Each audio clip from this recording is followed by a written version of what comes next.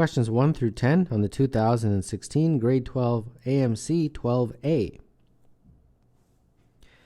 What is the value of 11 factorial minus 10 factorial minus or divided by 9 factorial? Well, you can do this the long way or the short way. The short way is just to factor out the 10 factorial, and when you do, you get 11 minus 1. And on the bottom, you'll have 9 factorial. 10 factorial over 9 factorial cancels to just 10, and 11 minus 1 is just 10. So we got 10 times 10, which is 100. So number 1, the answer is B. For what value of x does 10 to the power of x times 100 to the power of 2x is equal to 1000 to the power of 5? Let's get everything in terms of powers of 10. So 100 is 10 squared, and 1000 is 10 to the power of 3. So this is 10x, this is 10 4x, this is 10 to the power of 15.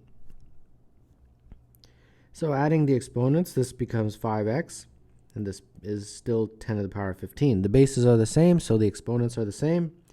5x is 15, dividing through by 5, x is equal to 3.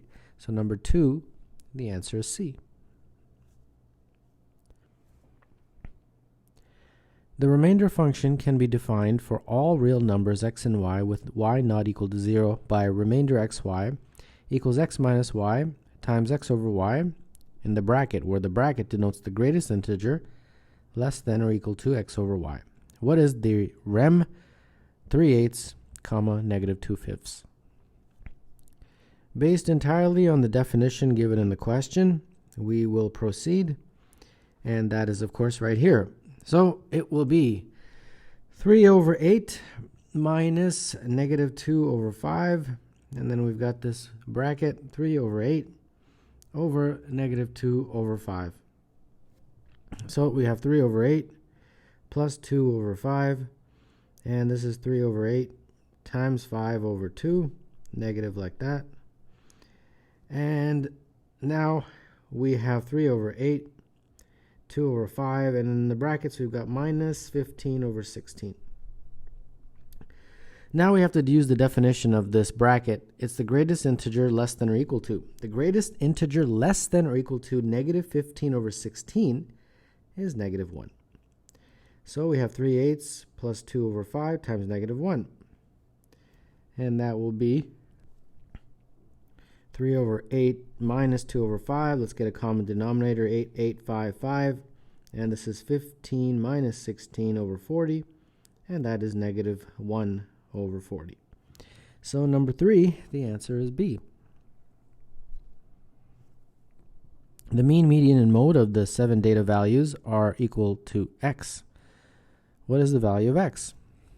Let's arrange them from smallest to largest.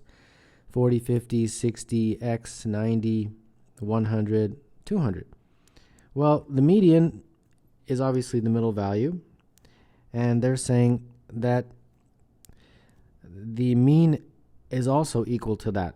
So the mean is adding up all these numbers, and when you do, you have to divide by the total number, which is 7, and that is going to be equal to x, because x is the median and x is also the mean. Okay, so this math basically is 540 plus x is equal to 7x when you cross multiply. 540 therefore equals 6x. Dividing through by 6, you get x is equal to 90.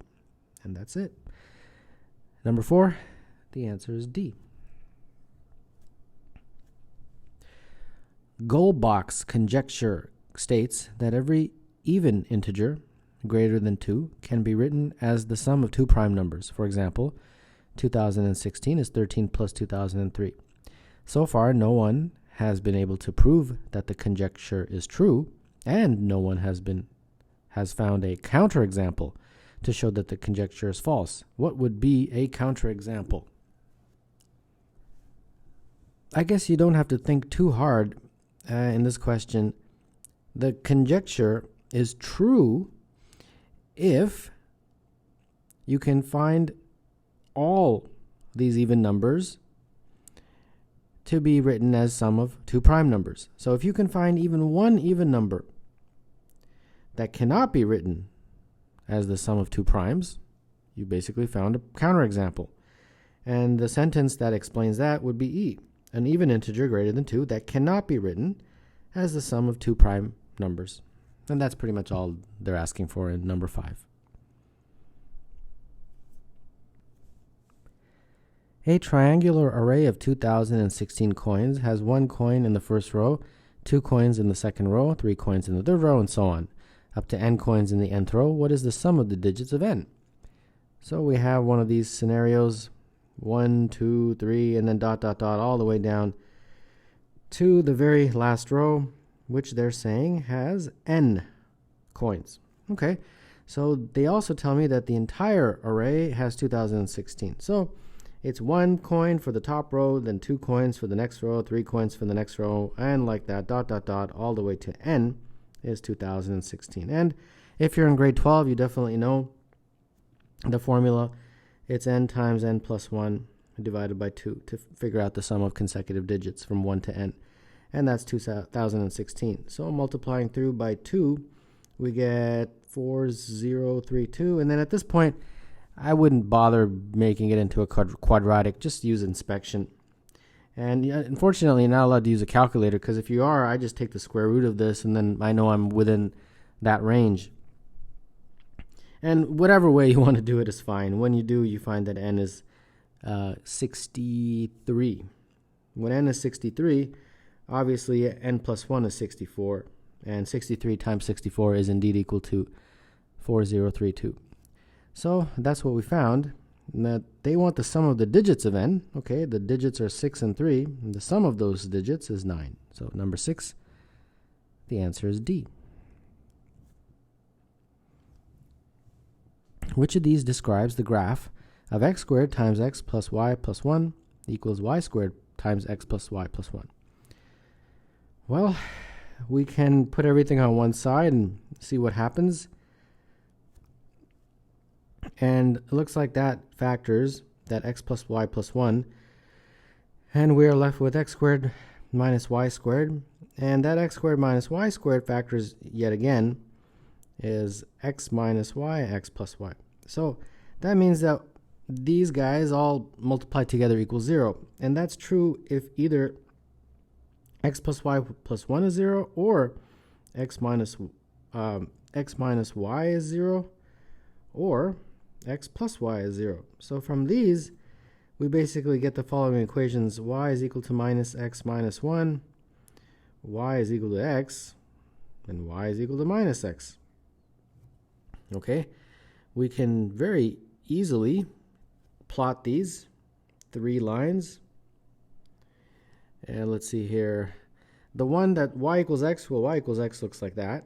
Y equals negative x looks like that. And what's the other one? Negative x minus 1. So it's basically just going down 1. So that would be like this, where it hits the y-axis as negative 1 when x is 0. And that's it. That's basically the graph. And as you can clearly see, that's 3 lines. But we have to differentiate, I guess, between C and D, because both of those say 3 lines. Now, 3 lines that all pass through a common point doesn't seem so. 3 lines that do not all pass through a common point. And I believe that is the better description. So that's the correct description. So number 7, the answer is D. What is the area of the shaded region of the given 8 by 5 rectangle? Well, what I'm going to do is draw a line that cuts from one end to another like that. And each of these we can then figure out pretty easily, I think. Just to illustrate the heights, I'm going to draw a line like that and another line across like this. And what that will do is allow me to figure out the heights of those triangles. So this is 8, right? And this is 5. So the distance from here to here will be 5 over 2. And also this would be 5 over 2. And the distance from here to here would be 8 over 2, of course, which is just 4. Okay, so here we go. So I can call this A, B, C, and D for those triangles, the shaded ones. So total area of the shaded region, A plus B plus C plus D. And Here we go. So a is 1/2 base times height. The base is 1. The height is 5/2. And then b is, again, 1/2 base times height. The base is 1. The height is 4 this time. c, 1/2 base times height, 5/2. And d, of course, 1/2 base times height. Sorry, c should have 4 as the height. D is going to have 5/2. All right, now we're ready. So this is going to be 5/4 plus 2 plus 2 plus 5/4. And that is, what is that? 5/2 plus 4. And that is 6.5. Therefore, number 8, the answer is D. 5 small shaded squares inside this unit square are congruent and have disjoint interiors. The midpoint of each side of the middle square coincides with one of the vertices of the other 4 small squares as shown. The common side length is a minus root 2 over b, where a and b are positive integers. What is a? A plus b. All right, so what I'm going to do is call the side length just s.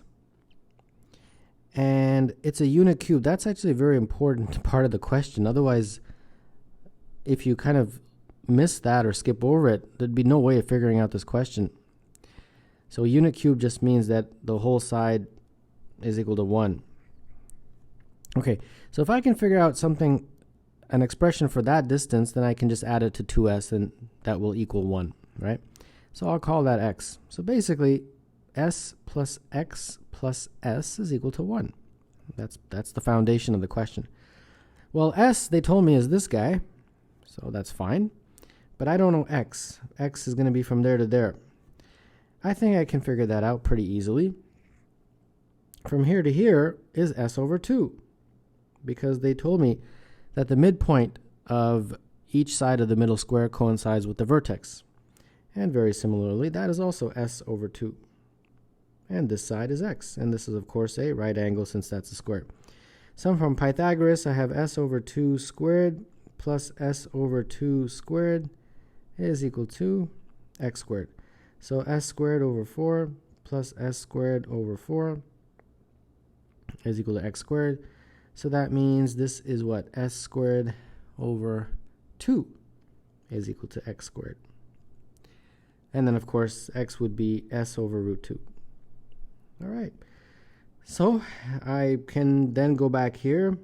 S plus x, which is s over root 2, plus s is equal to 1. And that's it. Now I just have to substitute this guy and see what I get.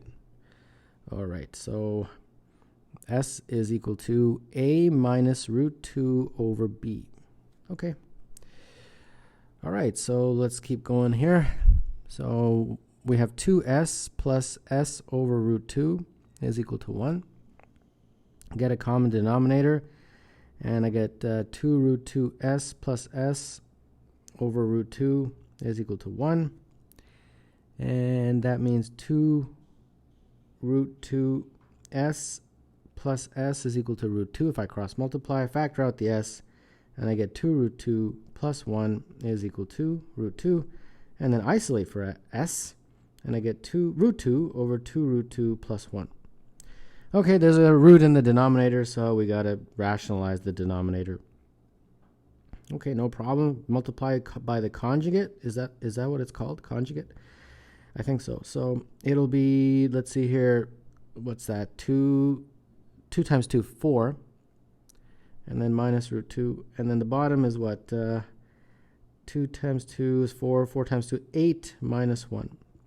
So finally we get 4 minus root 2 over 7. And that is equal to that a minus root 2 over 7. Well, by inspection, you can clearly see that a is 4. And, oops, this is supposed to be b. And b is 7. So obviously, a plus b is 4 plus 7, which is 11. Okay, so that's a pretty cool question. Number 9. The answer is E. 5 friends sat in a movie theater in a row containing 5 seats numbered 1 through 5, left to right. During the movie, Ada went to the lobby to get some popcorn. When she returned, she found that B had moved 2 seats to the right, CC had moved 1 seat to the left, and D and Edie had switched seats, leaving an end seat for Ada. In which seat had Ada been sitting before she got up? Well, I got 5 seats, right? Numbers 1, 2, 3, 4, 5. And we have the scenario before the popcorn and then after the popcorn. So after the popcorn, they're saying that B moves 2 to the right. So we have a scenario of B plus 2. And then C moves 1 to the left, so C minus 1. And then D and E just switch. And then A ends up in the corner, either 1 or 5. Okay, so we got to fiddle around with this trial and error. Okay, let's start after the popcorn. Let's say A ends up in 1, because it has to be 1 or 5. Let's try 1 first. B plus 2. So I'm going to say B plus 2 ends up here, and C minus 1 ends up here, because that would mean that D and E could be placed here. And then before that means D and E were here, C was here, B was here, and then A was here. And this all works out. So therefore, before the popcorn, A was right here, and seat number 2. So number 10, the answer is B.